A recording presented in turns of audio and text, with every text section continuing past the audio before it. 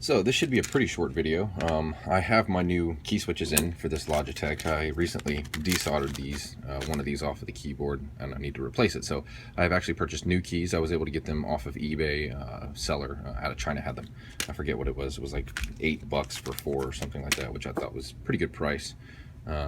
But yeah, these are brand new. These key switches are actually pretty easy to desolder. You can see that in my last video, and they're also easy to resolder.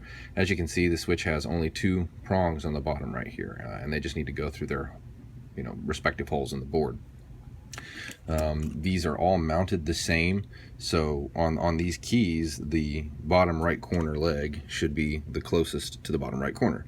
So you can kind of see here in the hole that there are pegs for it to go into.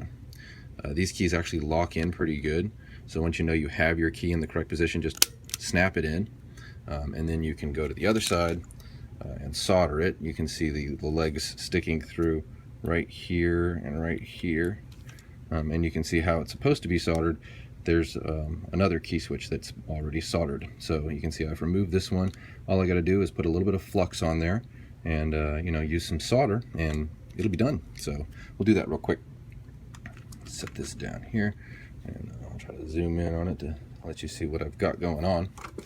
A soldering iron here, and I'm gonna take, and to make it simple, I'm just gonna use some regular old flux, and I'll just dip my wire in the flux so that I can kind of get it a little bit fluxy.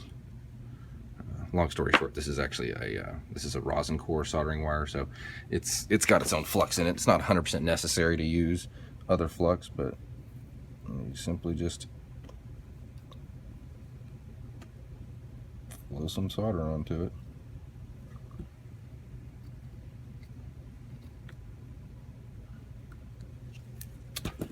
And voila, that switch is now soldered.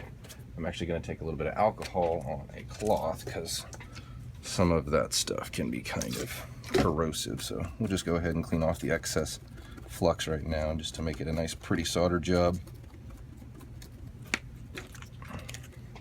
But as you can see there, I've now soldered the new switch down just like the other switches. It's good to go. It is functional like all the other ones. So there you have it. Pretty quick, pretty easy.